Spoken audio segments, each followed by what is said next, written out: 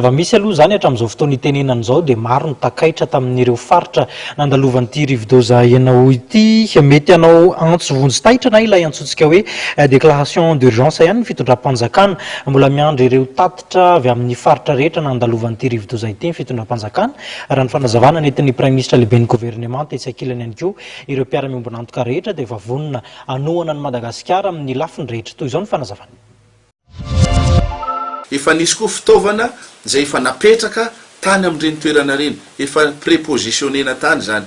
Ohatra zany ny sakafo maro isan-karazany, ny tente, ny vedette moa zany ao amin'ny toerana sasany sambokely reny efa napetraka tany mba ahafana zany miaro ndreo olona amin'ireny toerana izay matetika andalovan'ny rivodoza reny. Raha ohatra moa mbola vita nentomanana hoantsika eto Madagasikara moa zany ny vonjyaina zay atao dia ataontsika zay mety. Fa raha ohatra kosa ataoko hoe betsaka ny fahavoazana, indrindra fahavoazana ara-materialy zany dia tsy maintsy isy ny déclaration d'urgence zay ho ataony fitondram-panjakana zany ho an'ny ireo mpiara-miombon'antoka zay efa namaly sahady afaka omaly moa zany nampivolany zareo teto amin'ny lapam-panjakana ny tena koa.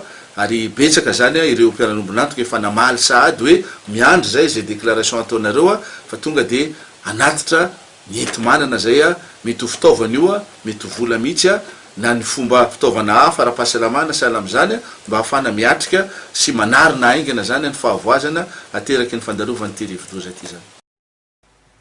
Rehefa misy ny loza voajanahary taka izao dia maro ny antontanisa tsara ho fantatra mba hafahana mandray ireo fepetra samihafa mifanandrify amin'izay toerana iray hafahana mahazo ireny antontanisa ireny.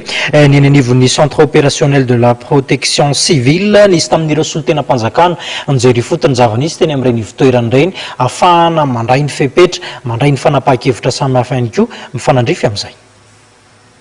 Nitsitsika ny toerana misy ny fanangonana ireo antontanisa rehetra mikasika ny fandalovany rivodoza enahoana ny centre opérationnel de la protection civile ireo ministre ao anivon'ny gouvernement Androany teny amin'ny centre opérationnel ao an'ny district faharoa eto Antananarivo teny Andohalo no nijerena voalohany ny fiomanana sy ny fepetra noraisina manoloana ny fandalovany rivodoza teto Antananarivo. Nandalitra tsy amin'ny centre opérationnel Fube tetsy amin'ny préfecture Antananarivo ihany koa izy ireo mialohany nandalovana tetsy amin'ny Apipa Anozato. Ny ministre Narson Rafidimanana, Rive Rakodivao ary ny ministre Paul Rabary no niara-nitsitika ireo toeran'ireo.